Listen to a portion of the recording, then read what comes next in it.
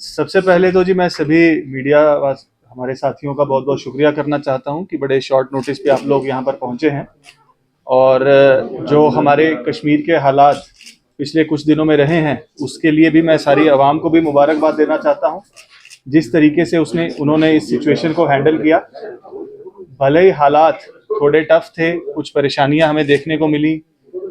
झेलम के लेवल्स कुछ ऐसे अलार्मिंग लेवल्स तक बढ़ चुके थे, चाहे वो संगम हो चाहे राममुंशी बाग हो, जिससे हमारी सारी टीम्स मॉनिटर कर रही थी, डीसीज मॉनिटर कर रहे थे,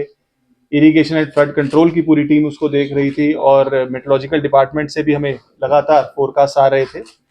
लेकिन जो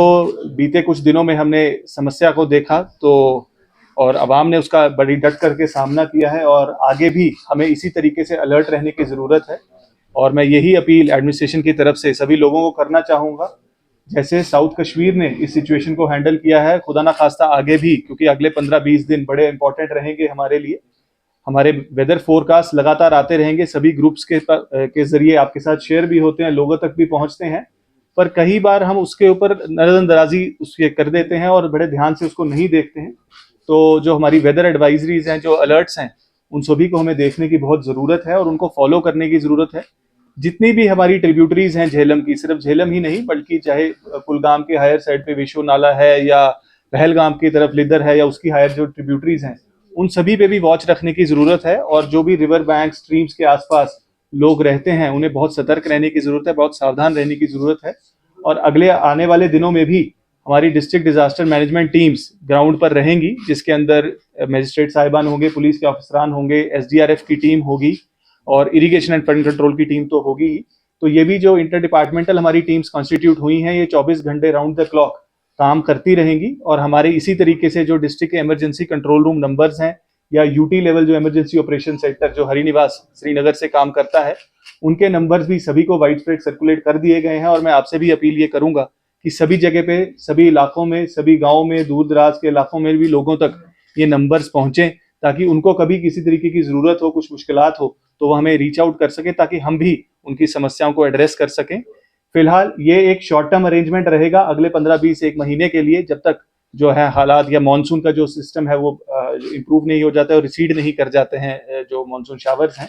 लेकिन उसके बाद मीडियम और लॉन्ग टर्म के लिए भी मैं इनवाइट करूंगा सजेशन सभी लोगों से कि किस तरीके से आगे आने वाले सालों में हमें बेहतर प्रिपेयर्ड रहना है इस तरीके की किसी भी वजूहात के लिए, इस तरीके की किसी इवेंचुअलिटी के लिए, और किस तरीके के डेवलपमेंटल इनिशिएटिव्स या कोई रेगुलेटरी नॉर्म्स जिनको हमें फॉलो करने की जरूरत है, अगर कहीं कोई नजरअंदाजी हुई है, उसके ऊपर हम कैसे काम कर सकते हैं और कैसे लॉन्ग टर्म मेजर्स लिए जा सकते हैं। और इसके लिए ऊपर से भी डायरेक्शंस यही हैं कि हम लॉन्ग टर्म सॉल्यूशंस के ऊपर भी साथ साथ काम करते रहें। बहरहाल अभी के लिए जो है हालात बिल्कुल नॉर्मल हैं। वाटर लेवल्स राममुंशी बाग में भी रिसीड कर गए हैं और संगम का भी जो लेवल्स हैं वो काफी कम हो गए हैं। और आगे आने वाले 1-2 दिनों में भी जो वेदर एडवाइजरी है वो यही है कि हालात इसी तरीके से रहेंगे। पर आगे अगर कुछ भी इस तरीके की बारिश की प्रिडिक्शंस आती हैं तो हमारी टीम्स फिर से राउंड द क्लॉक उसी तरीके से काम करेंगी। और लोगों का जो हमें पहले साथ मिलता रहा है, मैं उम्मीद करूंगा कि उसी तरीके की कोऑपरेशन हमें लोगों से आगे भी मिलती रहेगी। मैं अपनी सभी डिपार्टमेंटल टीम्स, हमारी irrigation flood control teams, police,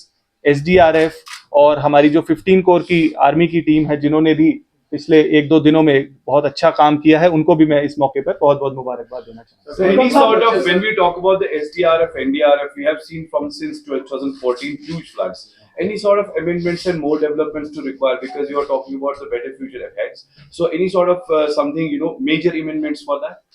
देखिए, we have always been modifying and improving upon our resource measures and our response systems. So the SDRF has augmented its resources, be it in terms of the number of manpower, people on the ground, or be it the number of boats that they have. The visuals that were floating around yesterday from Srinagar city, they were from the SDRF team's boat, the SDRF team members as well as their boats, which were deployed in the low-lying areas to take people to safety. And in future also measures would be put in place to even augment the numbers further. Similarly, the Irrigation and Flood Control Department has also done a commendable work in the restoration of some vulnerable spots along the Jhelum embankments. So as of now also there are around 150 vulnerable spots as we see, but most of them they lived up to the expectations of the department as there was no breach on either of the embankments of Jhelum. right across the past 48 to 72 hours. So I would like to appreciate the department as well as the police and the SDRF teams that they have been able to learn from the challenges that we have faced over the past decade and will continue to do so in future. Sir एक चीज जो notes किया गया वो river embankment की आपने बात की तो काफी उनको नुकसान पहुंचा है इलीगल सैंड या सॉइल एक्सट्रैक्शन की वजह से खास तौर पर अवंतीपुरा एरिया में और जो लिदर एरिया है तो जिसकी वजह से अगर बारिश मजीद हो जाती तो वो रिवर कोर्स अपना चेंज कर सकता था तो इसके लिए क्या इकदाम उठाएंगे क्योंकि अनकंट्रोल्ड जो एक्सटिवेशन है इलीगल सैंड एक्सट्रैक्शन है उसमें देखिए आपने बड़ा सही मुद्दा उठाया क्योंकि एम्बैंकमेंट्स को प्रोटेक्शन ही हमारा सबसे बड़ी सेफ्टी है इसकी तरीके की किसी भी अगर इवेंचुअलिटी आगे आती है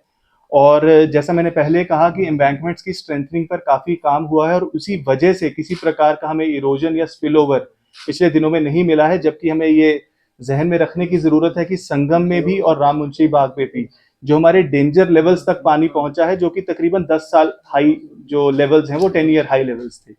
लेकिन उसके बावजूद किसी प्रकार का कोई ऐसा नुकसान हमें देखने को नहीं मिला है तो आई एम श्योर कि जो रेस्टोरेशन वर्क्स हैं वो अच्छे हुए हैं पर जो कहीं कहीं चैलेंजेस जिस तरह का आपने जिक्र किया अगर आए हैं उसके ऊपर मैं समझता हूं कि हमारी सभी जो डिस्ट्रिक्ट टीम्स हैं हमारी इरिगेशन फ्लड कंट्रोल टीम्स हैं उसका एक जायजा लिया जाएगा ताकि अगर कोई करेक्टिव मेजर्स की जरूरत है उसको तुरंत लिया जा सके सर आपने you are saying your next 20 days are very crucial. In what sense it is crucial or is it important? आपने कहा ये important है. मैंने इसलिए कहा क्योंकि एक मॉनसून पैटर्न है जो अक्रॉस द कंट्री चलता है और 20 सितंबर तक हम मानते हैं जनरली कि मॉनसून शार्स कभी भी एक्सपेक्टेड रहते हैं और उसके बाद जनरल ही रेनफॉल के जो पैटर्न है वो डिक्रीज करते हैं तो इसलिए जो मेट्रोलॉजिकल डिपार्टमेंट है उनकी तरफ से भी 5 सितंबर तक कोई भी ऐसा हैवी शावर पैटर्न नहीं कहा गया है मेनली ड्राई वेदर उन्होंने कहा है हाउएवर इन मीनवाइल बीच में भी कहीं रेनफॉल्स कभी किसी को भी ऐसा नहीं कहा जा सकता है बिल्कुल बारिश नहीं होगी इसलिए कॉशियस रहने की अगले कुछ दिनों के लिए जरूरत है और अलर्ट पे रहने की आफ्टर 2014 फ्लड्स जो है उसके बाद हमने कुछ नहीं सीखा है क्योंकि हमने कहीं एक वादे किए थे जिसमें जो अर्ली डेवलपिंग जो सिग्नल्स थे यानी कि उसमें बताया जाता है कि अर्ली वार्निंग सिस्टम जो थे वो बनाने थे और साथ में ही जो फ्लड प्लेन जूनिंग थी वो बनाने थे और फ्लड शेल्टर्स बनाने थे लेकिन उस पर कोई भी काम बाद में नहीं हुआ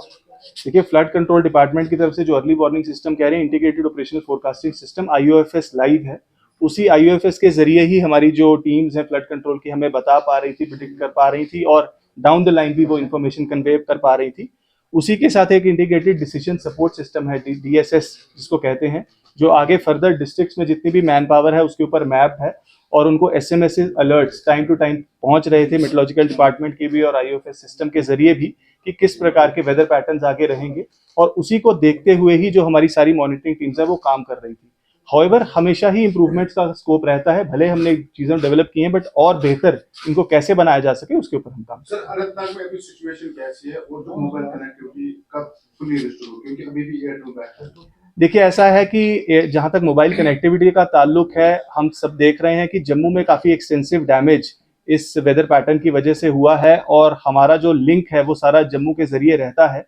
और चाहे वो BSNL हो चाहे वो एयरटेल हो उनकी teams round the clock war footing पे कल से परसों से काम कर रही है मैं कहूँगा और ऑनरेबल LG साहब ने भी ऑनरेबल CM ने भी दोनों ने रिव्यूज़ इस चीज़ का लिया है और अभी भी जो अभी मेरी बात जो हुई है BSNL इंचार्ज से भी और एयरटेल की टीम से भी अभी भी रेस्टोरेशन काम चल रहा है और हमें उम्मीद है कि अगले कुछ घंटों में जो है रेस्टोरेशन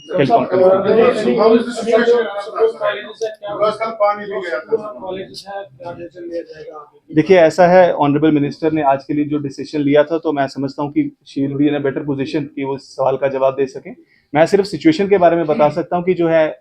जो वाटर लेवल्स हैं वो रिसीड कर चुके हैं और इस समय पे किसी प्रकार की किसी पैनिक की कोई जरूरत नहीं। 2014 के बाद सरकार ने जो ड्राइविंग का जो एक प्रोजेक्ट उठाया था फिर वो खत्म ही हो गया लेकिन क्या कोई प्रपोजल है आगे जो ड्राइविंग का प्लान है वो फिर से आप देखिए ऐसा है कि एक्सपर्ट्स मान रहे हैं कि वाटर बॉडी देखिए ऐसी है ये जो एक्सपर्ट बेस्ड चीजें हैं जो एक्सपर्ट ओपिनियन उस पर हमें वक्त लगेगा तो अभी ऐसा कोई नीजर रिएक्शन हमारी तरफ से नहीं है हाँ जरूर लॉन्ग टर्म पे इसको जरूर रिव्यू किया जाएगा और हम जरूर आपके पास वापस आएंगे कि क्या आगे करने की। Thank you.